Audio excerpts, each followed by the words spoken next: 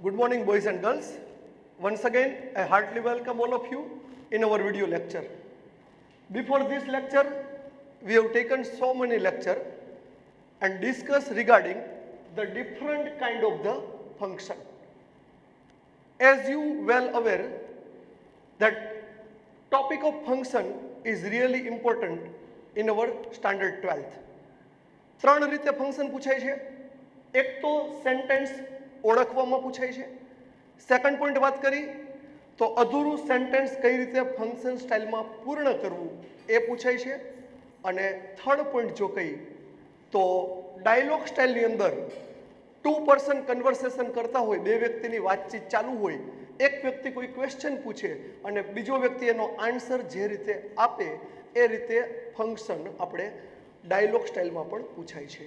Okay, so once again our topic is similar one, function. આજનો topic પણ function and the name of function is expression, wonder or એસ્ટોનિશિંગ.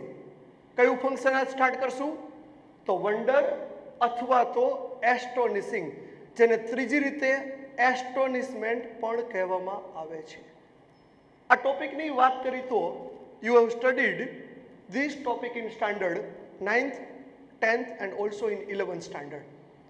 So today we study use of what or how. Gujarati કહી તો simply exclamatory વાક્યો છે. કેવા વાક્યો છે? Exclamatory એટલે કે ઉદ્ગાર વાક્યો. વોટ અને હાઉ કઈ રીતે ઉદ્ગારમાં યુઝ થાય એને સમજતા પહેલા now let's start some points to remember for you. કેટલાક પોઈન્ટ તમે યાદ રાખી લો જેથી તમને ખ્યાલ આવી જશે કે ક્યારે વોટથી સેન્ટેન્સ બનશે અને ક્યારે હાઉથી સેન્ટેન્સ બનશે. નંબર 1, ઉદ્ગાર બે રીતે બને છે. કેટલી રીતે બને વિદ્યાર્થી મિત્રો?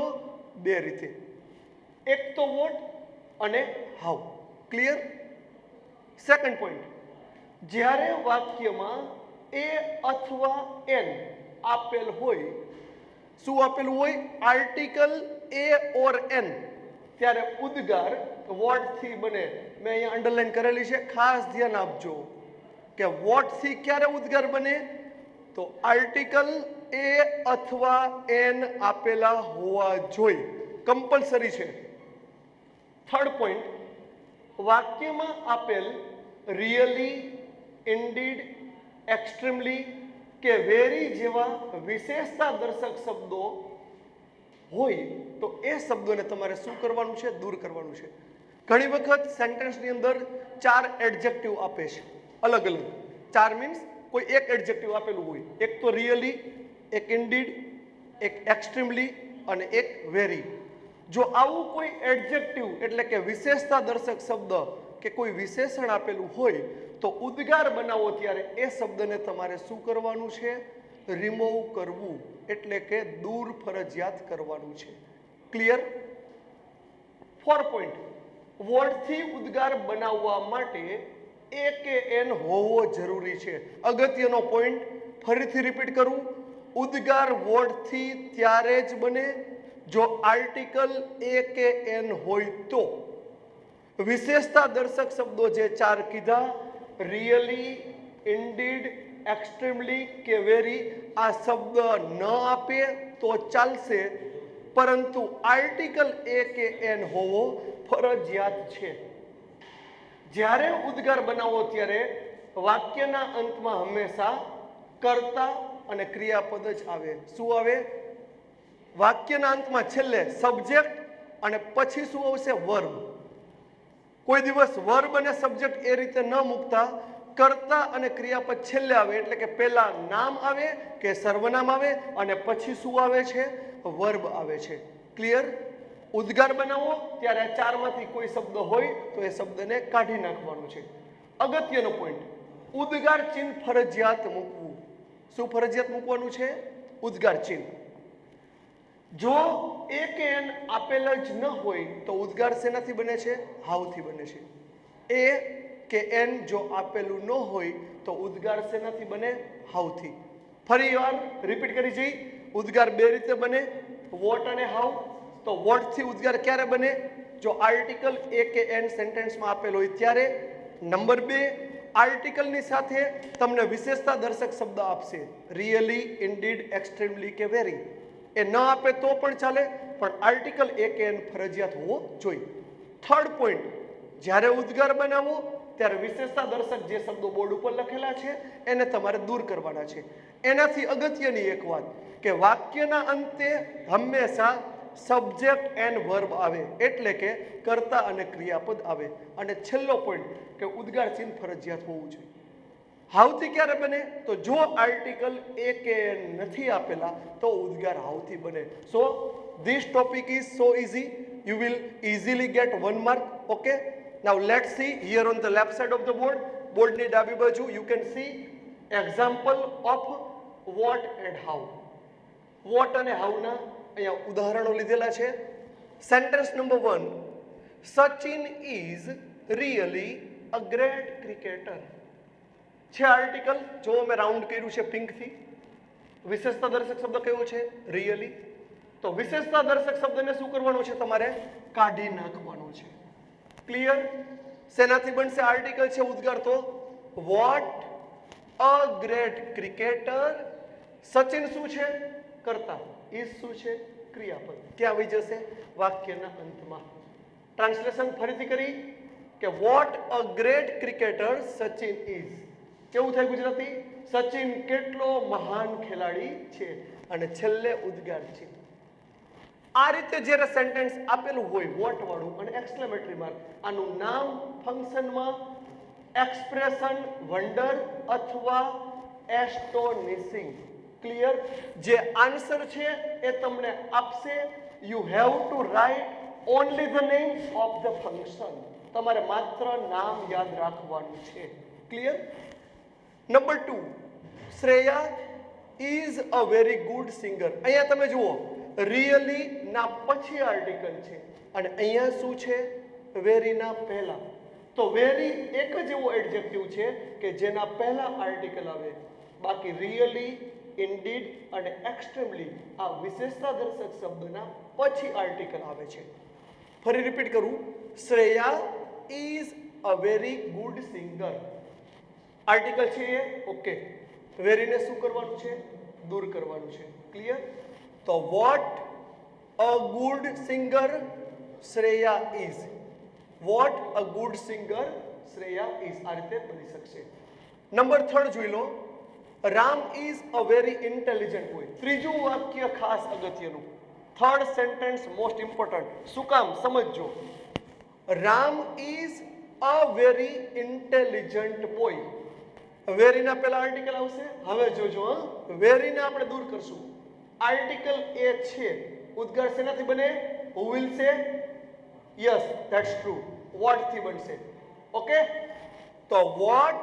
હવે અહીંયા જુઓ, વેરીને જ્યારે કાઢો છો, સમજાય બધાને? વેરી તમારે એડજેક્ટિવને કાઢી નાખવાનું છે.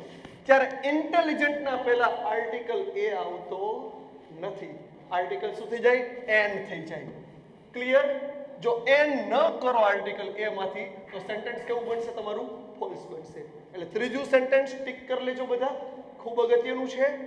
What an intelligent boy Ram is. કર્તા અને ક્રિયાપદ હંમેશા છેલ્લે જ આવે. બધાને સમજાય? 3 સેન્ટેન્સમાં કોઈને કંઈ પૂછવાનું નહીં? Then let's start. Sentence number 4, ચોથું વાક્ય, Priya is indeed a smart girl. Article છે એ ઓકે. શેનાથી બને ઉદ્ગાર? વોટથી. તો what a smart girl Priya is. Indeed શું હતું? વિશેષણ. એને શું કરવાનું છે?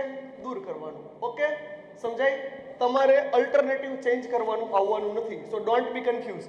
વાક્યમાંથી વાક્ય બનાવવાનું નહીં આવે, પણ જે આન્સર છે એ જ વાક્ય આપી દેશે. તમારે માત્ર બ્રેકેટમાં જેટલા ફંક્શન આપ્યા હોય એમાં જોવાનું છે કે વોટ વાળું વાક્ય કયા ફંક્શનના નામ મુજબ બનશે. તો શું નામ આવે? વોટ કે હાઉ વાળા ફંક્શનમાં એક્સપ્રેશન વન્ડર અથવા એસ્ટોનિશિંગ અથવા એસ્ટોનિશમેન્ટ. ઓકે, તો what a smart girl Priya is. Sentence number 5, Dhoni is a brave person. કયો આર્ટિકલ? એ. શેનાથી બને ઉદ્ગાર? What. What a brave person. Dhoni કર્તા તરીકે છે સબ્જેક્ટ. યસ. ઇઝ શું છે? વર્બ. તો ધોની ઇઝ ક્યાં જશે? વાક્યના અંતમાં. બધાને સમજાય? ફરી રિપીટ કરું છેલ્લું sentence. Vote a brave person Dhoni is. So first 5 sentences were exclamatory of what. આ 5 વાક્યો જે પહેલા છે એ કેના આપણે સમજાવ્યા તમને લોકોને? તો what ના. Now let's see here. લખેલું છે મેં how ના સેન્ટેન્સ થોડા સમજીએ. ઓકે, how કઈ રીતે બને? એક જ પોઈન્ટ યાદ રાખવાનો છે વિદ્યાર્થી મિત્રો. જો આર્ટિકલ એ કે એન આપેલ ન હોય તો ઉદ્ગાર how થી બને. ક્લિયર? બધાને સમજાય?